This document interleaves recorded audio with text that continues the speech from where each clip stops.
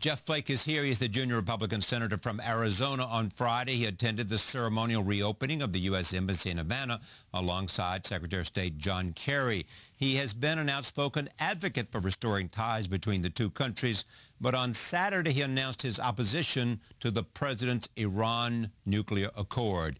He joins me now from Phoenix, Arizona. We're pleased to have him on this broadcast for the first time. What in the end made the difference for you? With regard to Iran? Yes. You know, the nuclear side, I think, was pretty tight, particularly with the known nuclear facilities in Iran and the inspection regime. And it does truly limit Iran's ability to at least amass enough fissile material to make a bomb for 10 to 15 years. And that's a good thing. The part that troubled me most is that this probably should have been a treaty where it binds all parties. Instead, it's an executive agreement that just lasts, you know, the length of the presidency. And when there are other issues like problems with what Iran has been doing in the region, some of the terrorist activity, then I thought that the agreement unfairly restricts Congress's ability to respond to that kind of behavior. And so that's what tipped the scales for me. It was I mean, for those who say this was an easy call, I think they haven't looked closely at it or at the alternatives. And so you never want to be on the other side of nearly all of your allies, and we are. But this was a tough agreement. We are, if we oppose this deal, and what do you mean by on the opposite side of our allies? Obviously, it depends on which allies you're talking about. Well, the P5+1 negotiated this agreement, right. So our European allies that have been with us on the sanctions regime, you know, will now go on, assuming that this agreement were to fall apart. I think that they might go a different direction, and that's not a good thing to break up this good coalition. Part of the success I think we've had in bringing Iran to the table is that it's been Iran versus the West rather than Iran versus the U.S. And this kind of breaks that up, and so it's not an easy thing to go against your European allies. On the other hand, Israel has some real concerns here, some genuine, legitimate concerns about this agreement, and they're obviously a very close ally of ours as well. There is a lot of political pressure on all sides, but in the end, do you think people and the fellow senators that you know well from that group of 100 are voting about this on the merits of this treaty, on merits of this agreement, or on political pressure? Well, I like to think that that all of us look at the facts and the merits of the case, and I think by and large that's true. We've had a good number of hearings and briefings and meetings that have been widely attended by my colleagues, and so I think that the Senate, I can't speak for the House, but knowing what we've gone through in the Senate, people are taking this very seriously, as they should. This is a big, important agreement, and I thought it was important to do due diligence on it, and I've tried to do so. Why is it important? Well, this is going to affect not just our relationship with Iran, but the entire region, and this you know, allowing or trying to prohibit a nation like Iran from getting a nuclear weapon is extremely important. It's something that we've based a good chunk of our foreign policy in the Middle East on for quite a while, and it will affect, obviously, the region. We've got to establish a regional security framework in the wake of this accord now, assuming it goes through. Those kind of things are big and important.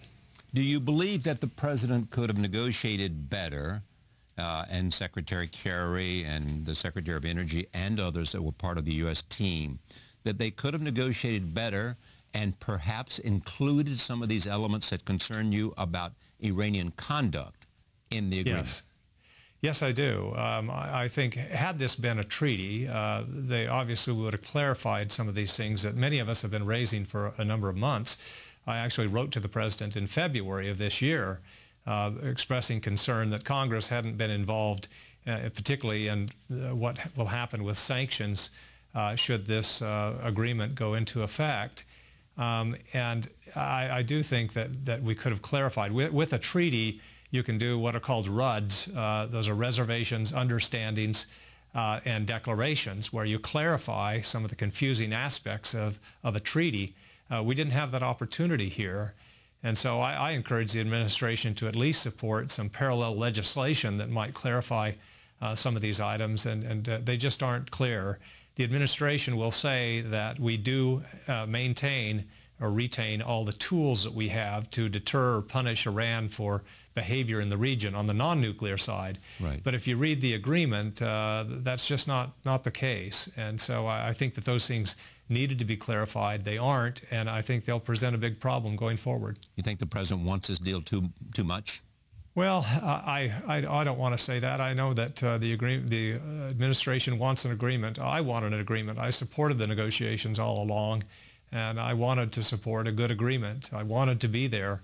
I don't think it's a good thing to have a big, important agreement like this just pass with a bare plurality of partisan votes. And so I would have liked to have been there, but I just couldn't get over these hurdles.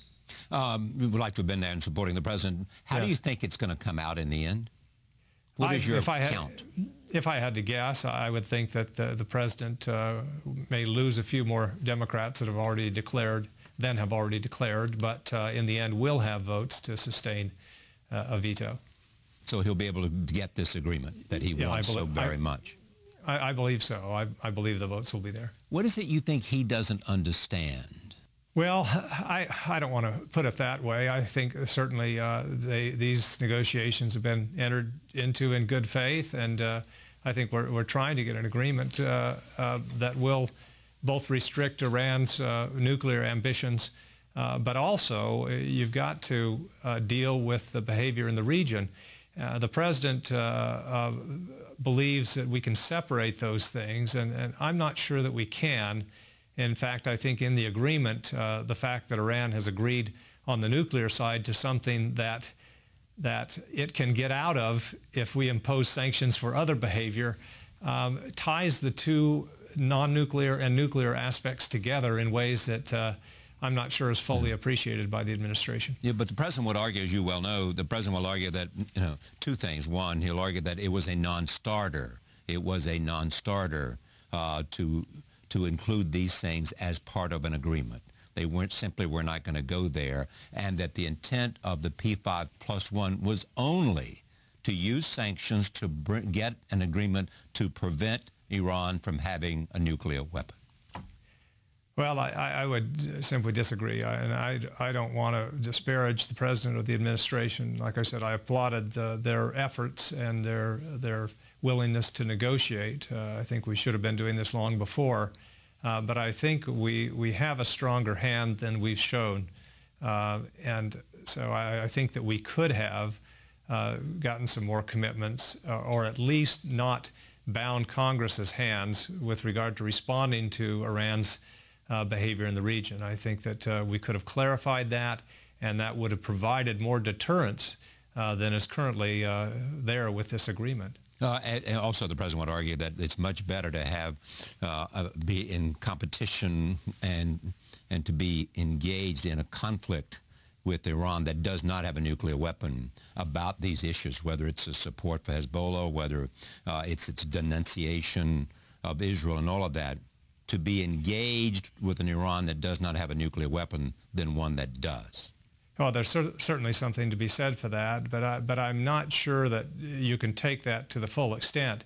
If Iran believes that we are so worried that they will get out of their nuclear obligations, that we won't challenge them on some of the regional behavior, they simply have far too much leverage in that regard.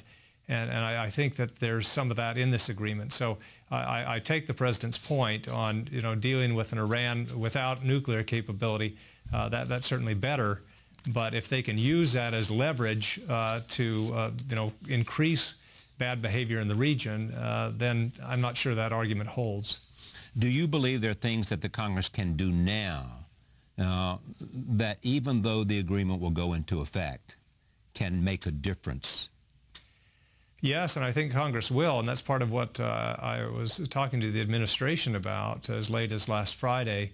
I think the Congress is going to move ahead, and for example, to reauthorize the Iran Sanctions Act, which expires next year. Simply so, if there is a need for snapback, we have sanctions to snap back to. And that has been met with resistance by the administration. They say, you know, we can deal with that when it comes up, but it would be too provocative to do that now. And that's what makes me and others concerned, that the administration will be simply unwilling to challenge Iran's behavior in the region when it comes to it, if we're that afraid to challenge their interpretation of the agreement now. And to allow Congress to move ahead and reauthorize sanctions without challenging the president's waiver authority. Nobody's disagreeing with that. But to say if Iran behaves in ways or if they violate, even on the nuclear side, we want sanctions to snap back to. I think that the Congress will move forward on some items like that. Right. And it may be uncomfortable for the administration and certainly for the Iranians, who have already said that they would consider that provocative behavior. But it should be done. Many people who support the agreement will say, I don't think it's a perfect deal by any means. And I don't think I've met anybody who said, I think this is a perfect deal. But they do believe, that in the end that this will be a more important element of preventing Iran from nuclear weapons than anything else that's on the table or off the table. Having said that, I mean, when you look at the dangers of Iran getting a nuclear weapon living under this agreement, is it the covert possibility that concerns you the most of what they might do? No, like I said, I think the nuclear side, it's not perfect. Obviously, the inspections regime as it pertains to the non-known nuclear sites, or the suspected sites, is certainly far from ideal. But I think, given our knowledge and what we know about the supply chain and the points at which we can intervene and look at what's going on, I think, frankly, on the nuclear side, although there are trade-offs, like I said, it's not a perfect agreement there, but I was willing to go for that part of it. And I think, frankly, that Iran has little incentive to cheat big on the nuclear side. If you look at it, they've been a threshold nuclear state for a while. Right. And they simply haven't gone there because they have gauged, I think, appropriately the reaction, whether it's a military response or increased sanctions. So I wouldn't expect Iran to try to break out, partly because the position they'll be in, 10, 15 years from now, they haven't lost much. In fact, they can conduct quite a bit of research in the meantime, and in some ways industrialize their program. So I don't think it's in their interest, and I think they don't believe it is either to break out. But I am concerned, and that's why I ultimately couldn't support the agreement, at the non-nuclear side and the license that it might give them to behave differently there. And what do you think might restrict their behavior beyond this nuclear deal? What are the elements that you would like to see in American foreign policy to restrict these activities, whether it's support of Hezbollah and using Hezbollah as an agent in Syria, or whatever it might be? What are the tools in American foreign policy that can change that behavior? Well, obviously, a real threat that is known and understood and believed. And I believe that is a problem right now. I'm not sure after the Syria issue and the red line there that our threats are believed as much as they should be. Ambassador Dennis Ross wrote a couple of good pieces where he talked about a couple of items that he suggested that we could do simply on the deterrent side to ensure Iran that any move on the nuclear side to enrich uranium beyond what's needed for peaceful purposes would be met immediately with a strike, no questions asked. Those kind of things that we could do, hopefully, that would be believed would help on the nuclear side. On the non-nuclear side, I think Iran needs to understand that it is our understanding as Congress, and we will move ahead to impose sanctions tough sanctions, even if they're the same type of sanctions or the same sanctions that we've imposed on the nuclear side, if they break out on the non-nuclear side and increase their support for terrorism in the region. They need to understand that, and that's, as I mentioned, that's part of my problem with this agreement. I think that they believe that they have neutered our ability to impose sanctions on them, tough sanctions like financial sanctions on their central bank, should they misbehave on the non-nuclear side. So Congress needs to make clear that we will come hard, even if it's the same sanctions. All right. Let me turn to Cuba. What do you say to your fellow Senator Marco Rubio about the reestablishment of relationships with Cuba? I think this represents the ultimate policy for today and tomorrow and not yesterday.